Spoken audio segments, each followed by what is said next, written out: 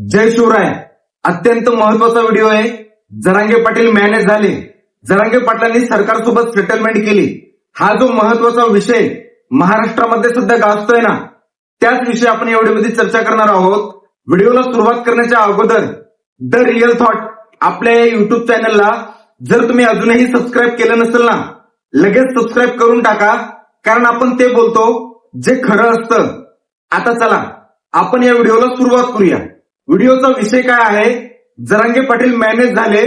जरांगे पाटलांनी सरकारसोबत सेटलमेंट केली.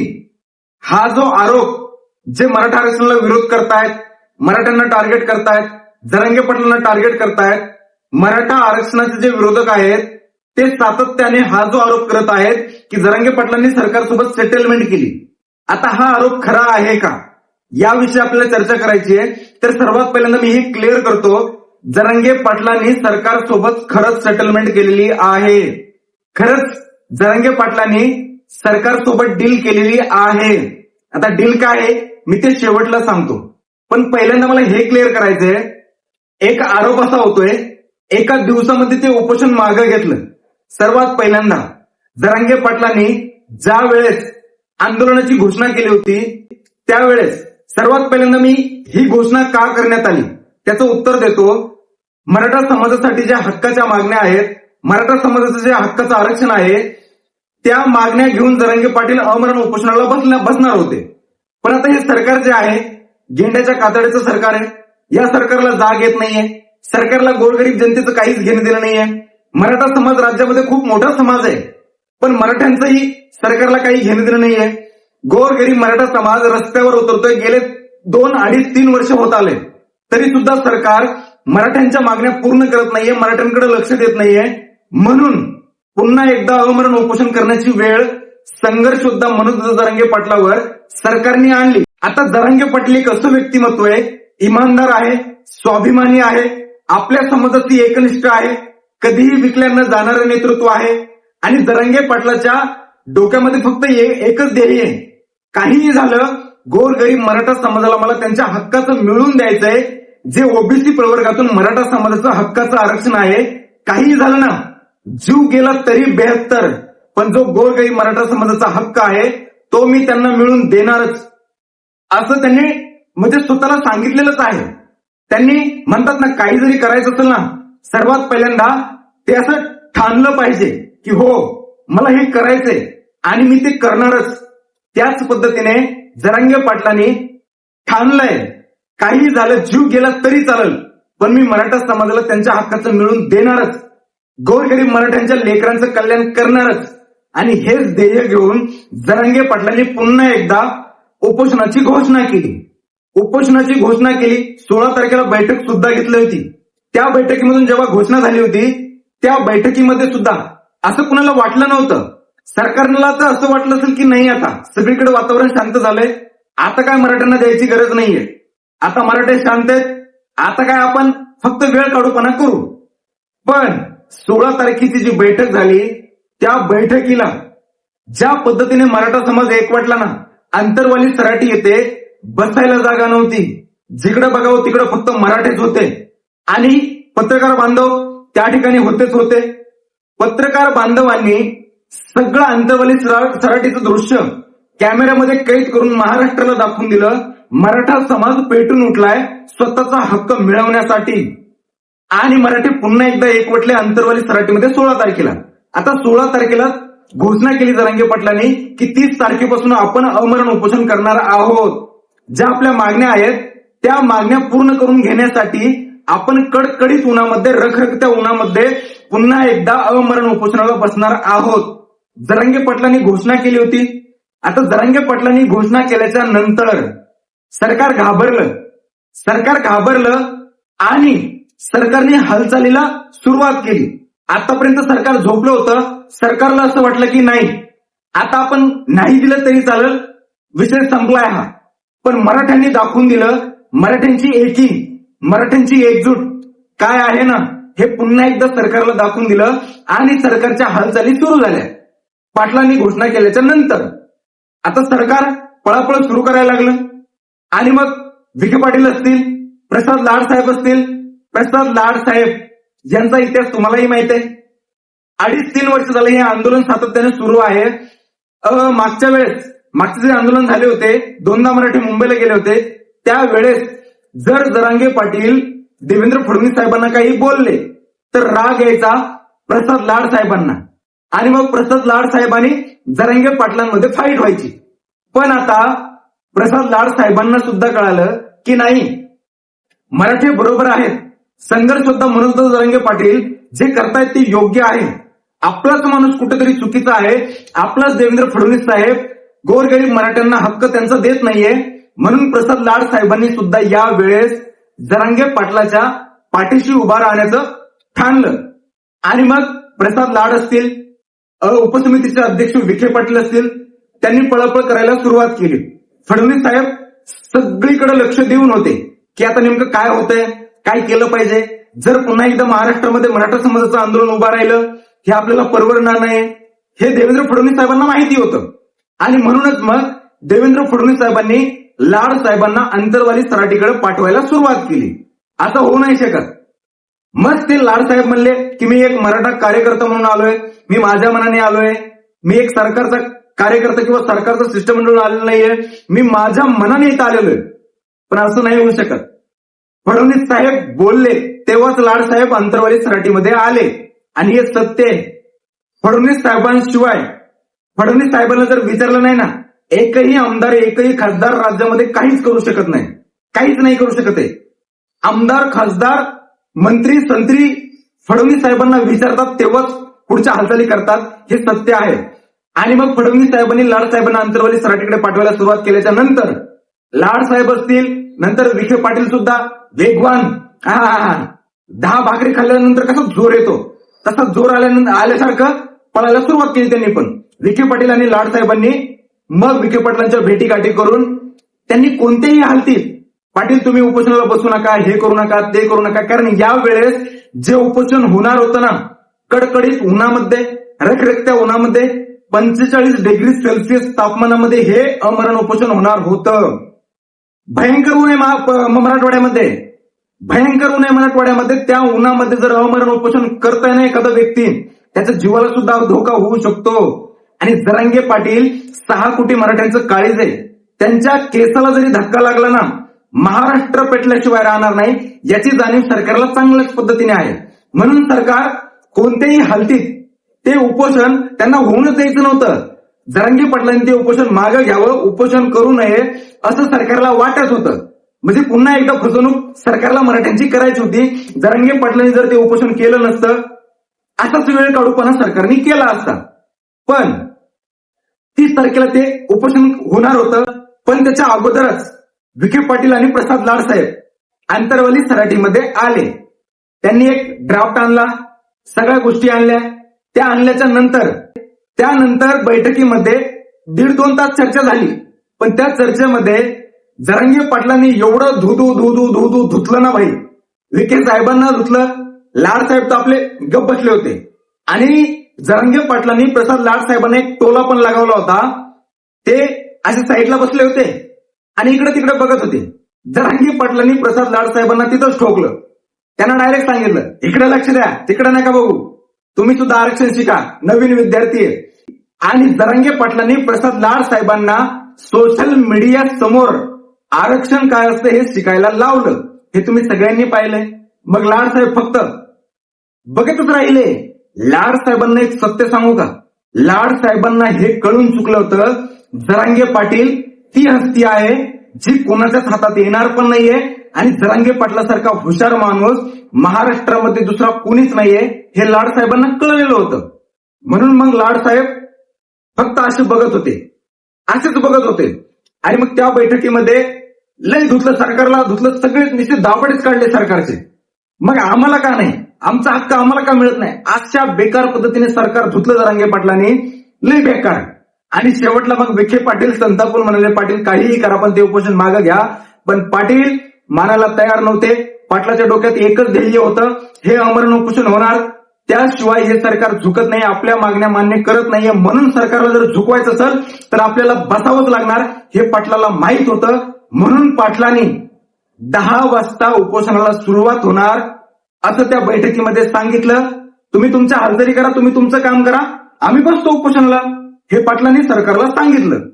आणि मग त्याच्यानंतर दुसऱ्या दिवशी 30 तारखेला 10 वाजता अमरण उपोषणाला सुरुवात झाली. कडकडीत उन्हामध्ये, रखरक्त ऊन होतं, कडकडीत उन्हामध्ये खालून पाय पोळत होते, तरी सुद्धा पाटलांनी गोरगरीब मराठा समाजाच्या लेकरांचं कल्याण व्हावं यासाठी पाटलांनी त्या अमरण उपोषणाला सुरुवात केली. आता ते उपोषण जेव्हा सुरुवात झालं, महाराष्ट्रामध्ये एक ट्रेंड सुरू झाला. सोशल मीडियाकडे जिकडे बघावं तिकडे फक्त जरांगे पाटीलच दिसत होते. मराठ्यांचा कैवारी, जर मराठ्यांच्या कैवारीला जर काही झालं, त्यांच्या केसाला जरी धक्का लागला, महाराष्ट्र पेटल्याशिवाय राहणार नाही. महाराष्ट्रातील मराठा समाज पेटून उठला. सगळीकडे सोशल मीडियावर ट्रेंड सुरू झाला. पाटलाला काही झालं नाही पाहिजे यासाठी 6 कोटी मराठ्यांनी पाटलाला पाठिंबा दिला. आणि ते उपोषण जेव्हा सुरू झालं, लगेचच विखे पाटील त्या ठिकाणी आले. एक ड्राफ्ट घेऊन, एक ड्राफ्ट आणला. अशा मागण्या होत्या तुमच्या, आणि ह्या मागण्या आम्ही अशा पूर्ण करू. सगळ्या मागण्याचा एक ड्राफ्ट तयार करून आदेश काढायचे होते ना. आदेश काढण्यासाठी पहिल्यांदा मराठ्यांना तो दाखवणं पण गरजेचं आहे. जरांगे पाटलापुढे तो ड्राफ्ट दाखवणं गरजेचं आहे. त्यासाठी विखे पाटील सकाळीच आले. ते उपोषण झाल्याच्या नंतर 1 ते 1.5 तासात आले पण. आणि त्याच्यानंतर तो ड्राफ्ट जरांगे पाटलाला दिला. आणि पाटलाला दिल्याच्या नंतर पाटलांनी तो ड्राफ्ट बघितला. आणि महाराष्ट्रातील जे मराठा समाजाच्या आरक्षणाचे जे अभ्यासक आहेत त्यांना 5 वाजेपर्यंत बोलावलं अंतरवाली सराठीमध्ये. सगळे जेवढेही मराठा आरक्षणाचे अभ्यासक आहेत 5 ते 6 वाजेपर्यंत तुम्ही अंतरवाली सराठीमध्ये या. सगळ्यांना सांगितलं, सगळ्यांना आमंत्रण दिलं. आणि सगळे जेवढेही आता काय झालं माहिती का, जेव्हापासून हे आंदोलन सुरू झाले ना, मराठा आरक्षणाचे अभ्यासक मोकार वाढलेत. असे मोजतायनात एवढे झालेत. कुणी उठतंय सुटतंय, मी मराठा आरक्षणाचा अभ्यासक आहे असं स्वतःलाच घोषित करतंय. आणि स्वतःला अभ्यासक समजतात हे लोक. लय झालेत आता. पण 6 वाजायच्या आत अंतरवाली सराठीमध्ये जेवढेही अभ्यासक आहेत त्यांना पाटलांनी बोलावलं. आता जेवढे अभ्यासक त्या ठिकाणी आले, त्या ठिकाणी जे अभ्यासक आले होते त्या अभ्यासकांना जरांगे पाटलांनी तो सरकारने जो ड्राफ्ट दिला होता, तो ड्राफ्ट जरांगे पाटलांनी त्या अभ्यासकांसमोर ठेवला. असं आहे, यामध्ये काय बदल करायचा आहे, काय चुकीचं आहे हे सर्वच्या सर्व सांगा. नाहीतर आपण लगेच सरकारला हे सांगू यामध्ये बदल करा आणि नंतरच आदेश काढा. हे जरांगे पाटलांनी तोच ड्राफ्ट जेव्हा त्या अभ्यासांकडे दिला होता, अभ्यासकांना सांगितलं होतं सगळं वाचा, व्यवस्थित बघा, कारण हा जो ड्राफ्ट आहे 6 कोटी मराठ्यांच्या लेकरांच्या कल्याणाचा आहे. 6 कोटी मराठ्यांना जे त्यांचा हक्काचं आरक्षण आहे ते आरक्षण मिळवून देण्यासाठी हा ड्राफ्ट आहे. म्हणून हा नीट वाचा. यामध्ये काय बदल करायचा आहे, काय चुकीचं आहे, जागच्या जागी सांगा. आपण तो सरकारला बदल करायला सांगू. हे जरांगे पाटलांनी अभ्यासकांना सांगितलं. तो ड्राफ्ट सगळा अभ्यासकांनी पाहिला आणि पाहिल्याच्या नंतर ज्या चुका आहेत त्या लगेच सांगितल्या. सगळं मराठा समाजाचं ज्यामध्ये कल्याण होणार होतं तो सगळा सरकारने ड्राफ्ट काढला होता. आणि म्हणूनच अभ्यासकांनी तो ड्राफ्ट मान्य केला. ज्या चुका झाल्या होत्या त्या ड्राफ्टमध्ये त्यामध्ये बदल करण्याचं अभ्यासकांनी जरांगे पाटलांनी सरकारला सांगितलं. आणि हे तुमच्या समोर सांगितलंय. ऑन रेकॉर्ड जगामध्ये पहिला एक व्यक्ती आहे, आंदोलक आहे, जो सगळी जी काही सरकारसोबत चर्चा असेल ती सोशल मीडिया समोर करतो. एकच माणूस आहे, तो म्हणजे संघर्ष सुद्धा मनोज दत्त जरांगे पाटील. आता सगळं तुमच्या समोर आहे अभ्यासकांना. आणि काय होतं माहिती का, यावेळेस आहे ना पाटील आहे ना, पाटील खरंच हुशार माणूस आहे. पाटलांनी काय केलं, जेवढे अभ्यासक होते ना त्यांना डायरेक्ट समोर घेतलं. समोर घेऊन हा जो सरकारने आपल्याला ड्राफ्ट दिलाय तो ड्राफ्ट बरोबर आहे का, तुम्हाला मान्य आहे का, सगळ्या अभ्यासकाकडून कबूल करून घेतलं पाटलांनी सोशल मीडिया समोर. पाटील आता हुशार झाले होते, कारण मुंबईला गेले होते तेव्हा सगळी जेवढी अभ्यासक होते ना सगळे म्हणले हो, हा GR जो निघला हैदराबाद गॅजेटचा आम्हाला मान्य आहे, बरोबर आहे, भेटले आरक्षण. आणि नंतर सोशल मीडियावर माहिती नाही यांना कुणी मॅनेज केलं, कुणी यांना पैसे दिले, सगळेच भुकायला लागले. म्हणजे कित्येक अभ्यासकच फुटले, म्हणायला लागले मग या GR नुसार आपल्याला काहीच भेटलं नाही, हे नाही ते नाही ते नाही हे नाही, माहिती नाही ते कसं काय फुटले, पण फुटले. आणि नंतर म्हणायला लागले या GR नुसार आपल्याला काहीच मिळालेलं नाही. म्हणून पाटलांनी यावेळेस हुशारीनं अभ्यासक पुढे घेतले आणि त्यांच्या तोंडून कबूल करून घेतलं की हो, सरकारने आपल्याला जो आता ड्राफ्ट दिलाय तो योग्य आहे आणि आता याचे आदेश काढू शकता. आता तुम्हाला माहिती होतं, तुम्हाला सगळ्यांना माहित आहे, मराठा समाजासाठी 14 मागण्या होत्या. त्या 14 मागण्या मान्य करून घ्यायच्या होत्या म्हणून पाटील अमरण उपोषणाला बसले होते. बरोबर. आता इथपर्यंत तुम्हाला सगळ्यांना पटणार आहे. आता जरांगे पाटील हे उपोषणाला बसले होते, उगाच काय मज्जा येते म्हणून बसले होते का? 45 डिग्री सेल्सिअस तापमान आहे. एवढ्या तापमानामध्ये उन्हामध्ये बसणं, आपण तर बसलोय पण आपल्यासोबत आपला मराठा समाज सुद्धा उन्हामध्ये बसलाय. आता काय मज्जा येते म्हणून उन्हात बसले होते का? नाही ना. मज्जा तर कुणालाच येणार नाही. एवढ्या उन्हामध्ये बसायला कुणाला हौस आहे? कुणाला नाहीये, कुणालाच हौस नाहीये. पण मागण्या काय होत्या तर 14 होत्या. मागण्या तुम्हाला सगळ्यांना माहिती आहे, वारंवार सगळ्यांना आता पाठ झाल्यात त्या मागण्या. त्यामुळं मी मागण्या सांगत बसत नाही, उगाच त्यामध्ये आपला टाइम वेस्ट जाईल. मागण्या सांगत नाही, तुम्हाला सगळ्यांना माहिती आहे 14 मागण्या होत्या. आता 14 मागण्या घेऊन ज्यावेळेस पाटील कडकडीत उन्हामध्ये उपोषण करत होते त्यावेळेस सरकारला झोपच लागत नव्हती. फडणवीस साहेबांना असा घाम फुटला होता. फडणवीस साहेबांच्या गोट्यावाल्या झाल्या असतील. कारण मराठा समाजाचं जे आंदोलन उभं राहिलं होतं ना, ते आंदोलन परवडणारं नव्हतं हे देवेंद्र फडणवीस साहेबांना चांगलंच माहिती आहे. असा घामाघूम झालते फडणवीस साहेब. म्हणून नित्य अशी सरकारची पळ इकडे तिकडे पळ इकडे पळ तिकडे पळ अशी सुरू झाली होती. आणि त्यामुळंच विखे पाटील असतील, प्रसाद लाड असतील, रात्री 10-11 वाजता सरकारचं शिष्टमंडळ पुन्हा अंतर्वली सराटीमध्ये आलं. अभ्यासकांनी चर्चा केली. चर्चा झाल्याच्या नंतर अभ्यासकांनी ते मान्य केलं आणि त्यानंतर मग आता आदेश काढायचे का? आदेश काढायचे का? मराठा समाजाचं जे कल्याण होणार होतं, मराठा समाजाचं जे हक्काचा मराठ्यांना मिळणार होतं, त्या 14 मागण्या त्याचे आदेश काढायचे का? अंमलबजावणी करायची का? पहिल्यांदा आदेश काढला जातो. आता सर्वात पहिल्यांदा त्या मागण्या ज्या 14 होत्या त्या सरकारने मान्य केल्या आणि सरकारने मान्य केल्याच्या नंतर आंतरवाली सराटीमध्ये जे 15 किंवा 16 तासाचं जे आमरण उपोषण झालं ते जरांगे पाटलांनी मागे घेतलं, स्थगित केलं. आता मला एक गोष्ट विचारायची, ज्यांनी आता आपण त्या विषयावर येऊया. जरांगे पाटील मॅनेज झाले, जरांगे पाटलांनी सेटलमेंट केली. आता त्या विषयावर आपण चर्चा करणार आहोत. आता आंदोलन उभं राहिलं होतं मागण्या मान्य करून घेण्यासाठी.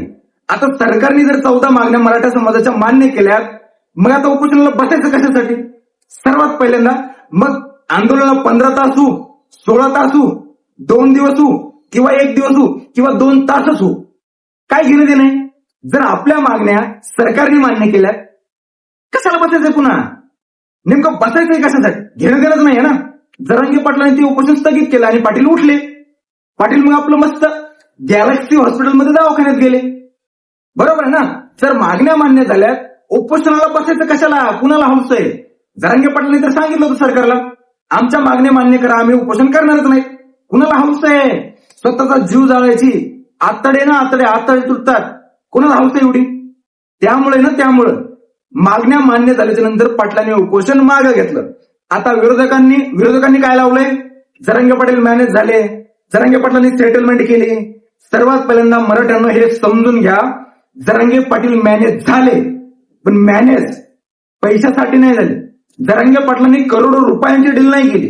जरांगे पाटील जे सरकारसोबत मॅनेज झाले ते हेच झाले, 14 मागण्या ज्या मराठा समाजाचं हक्काचं जे ओबीसी प्रवर्गातून आरक्षण आहे ते मिळवून देण्यासाठी ज्या 14 मागण्या जरांगे पाटलांनी सरकार पुढे मांडल्या होत्या, त्या मागण्या सरकारकडून जरांगे पाटलांनी मान्य करून घेतल्या. ही जरांगे पाटलांनी सरकारसोबत केलेली सेटलमेंट आहे आणि जरांगे पाटील इथं मॅनेज झाले. आमच्या मागण्या मान्य करा, नाहीतर मी या ठिकाणाहून उठणार नाही. ही जरांगे पाटलाची सरकारसोबत झालेली डील आणि जरांगे पाटील हे सेटलमेंट झाले. ही सेटलमेंट केली. पाटलांनी करोडो रुपयांची डील केलेली नाही. जर करायची असती, ज्यावेळेस मग पहिल्यांदा मराठ्यांना मुंबईला सुद्धा जायची गरज नव्हती, त्यावेळेसच पाटलांना हजारो करोड रुपये दिले असते. नाही, पाटील लढतायत फक्त गोरगरीब मराठा समाजाच्या हक्कासाठी, न्यायासाठी. त्यांना न्याय मिळवून देऊन त्यांच्या लेकरांचं कल्याण करण्यासाठी पाटील लढत आहेत. पाटलांना गोरगरीब मराठा समाजाच्या लेकरांच्या अंगावरती वर्दी बघायची आहे. पाटलांना गोरगरीब मराठा समाजाच्या लेकरांचं कल्याण होताना बघायचं. म्हणूनच पाटील निस्वार्थपणे लढत आहेत. या सरकारला अंगावर घेऊन या सरकारची झुंज देत आहेत, फक्त आणि फक्त गोरगरीब मराठा समाजाच्या हक्काचं आरक्षण त्यांना मिळवून देण्यासाठी. ही झालेली डील म्हणा, किंवा सेटलमेंट म्हणा, सरकारसोबत जरांगे पाटलाची हीच सेटलमेंट किंवा डील म्हणा, दुसरं काहीच नाही. आता हे जे विरोधक मराठा आरक्षणाचे विरोधक आहेत, मराठ्यांना कायम टार्गेट करणारे आहेत, मग त्यात नावही सांगतो, नवनाथ वाघमारे असतील किंवा लक्ष्मण हाके असतील, यांचं कसं आहे माहिती का, यांना मराठा समाजाला टार्गेट केल्याशिवाय, मराठा आरक्षणाला विरोध केल्याशिवाय यांना कोणी भावच देत नाही. जे काय 2-4 पैसे भेटतायत ते याच्यामुळेच तर भेटतायत. यांच्या घरामध्ये जे भेटतंय आज ते सुद्धा मराठ्यांना टार्गेट करतात म्हणूनच यांना भेटतंय, याची जाणीव त्यांना आहे. तसं जर बघायला गेलं, ओबीसी आरक्षण असो किंवा मराठा समाज असो किंवा गोरगरीब ओबीसी समाज असो, यांचं घेणं देणं लक्ष्मण हाके आणि नवनाथ वाघमारे यांना नाहीच आहे मुळामध्ये. आणि हे सगळ्यांनी समजून घेतलं पाहिजे. माझ्या ओबीसी बांधवांना सुद्धा एक विनंती करेल, आपण कोणाच्या पाठीमागे उभं राहतोय एकदा विचार करा. तुमचं जर वाटोळं कुणी केलं असेल ना, तर हा नवनाथ वाघमारे आणि लक्ष्मण हाकेच आहे. या दोघांनीच तुमचं वाटोळं केलंय. जरांगे पाटील स्वतःच्या समाजासाठी लढतायत, स्वतःच्या समाजाला जे हक्क आहे त्यांचा तो मिळवून देण्यासाठी लढतायत. त्यांनी कधी ओबीसींचा विरोधही केला नाही आणि कधी त्यांना टार्गेटही केलं नाही. अजूनही तुम्ही बघू शकता नवन्या किंवा लक्ष्मण हाके काय काय भुगतात, मराठ्यांना काय काय बोलतात, जरांगे पाटीलना सुद्धा काय काय बोलतात, पण जरांगे पाटील शब्दाने सुद्धा यांना उत्तर देत नाही. तुम्हाला सगळ्यांना माहिती आहे. म्हणून विचार करा की आपण कोणाच्या पाठीशी उभा राहतो. आता मराठ्यांना तर मी सांगितलंच, जरांगे पाटील मॅनेज झाले, जरांगे पाटलांनी सेटलमेंट केली. काय केली मी हे तुम्हाला सांगितलंय. काय केली तर पुन्हा एकदा सांगतो, 14 मागण्या मान्य करून घेतल्या. ही डील किंवा ही सेटलमेंट जरांगे पाटलांनी सरकारसोबत केली.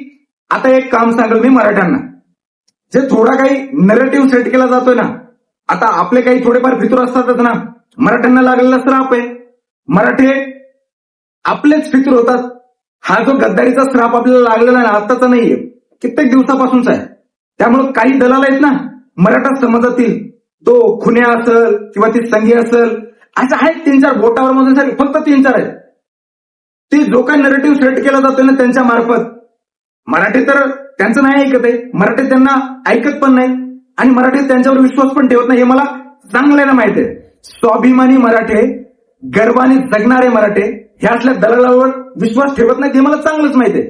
पण तरी सुद्धा जो काही थोडाफार जरी ह्या जो नेरेटिव्ह सेट करतायत ना, की जरांगे पाटलांनी डील केली, सेटलमेंट केली, म्हणजे पैशाची, काय डील केली, काय सेटलमेंट केली हे तर मी तुम्हाला सांगितले. पण हे जे हरामखोर आहेत ना, काय त्याचं खुन्या, इसंगी, हे जे नरेटिव्ह सेट करतायत, त्यांच्यासाठी आपला जो गोरगरीब मराठा समाज आहे, जे आपल्या मराठ्यांची लेकरं आहेत, त्यांच्यापर्यंत हा व्हिडिओ शेअर झाला पाहिजे आणि त्यांना कळालं पाहिजे. हे जे दलाल आहेत, अमोल खुन्या, पुन्हा ती संगी, अजून 2-3 आहेत, बोटावर मोजण्यासारखे फक्त 3-4 गद्दार आहेत, फितूर आहेत. त्या फितुरांनी जे काही सध्या नरेटिव्ह सेट करण्यासाठी त्यांचे प्रयत्न चालू आहेत ना, तो आपल्याला हाणून पाडायचा आहे आणि त्यांना असं पायाखाली तुडवायचंय.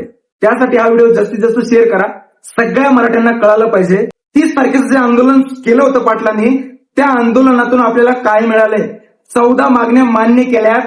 एक महत्वाचं सांगतो, त्या 14 मागण्यापैकी 2 मागण्याचे आदेश सुद्धा निघालेले आहेत. मराठा आंदोलनाच्या दरम्यान जे आंदोलक मृत्युमुखी पडले होते त्यांच्या वारसांना जे नोकरी देण्याचं आश्वासन होतं, महाराष्ट्र औद्योगिक विकास महामंडळामध्ये, MIDC मध्ये किंवा मग ST महामंडळामध्ये कित्येक नोकरी देण्याचे आदेश सुद्धा निघालेला आहे.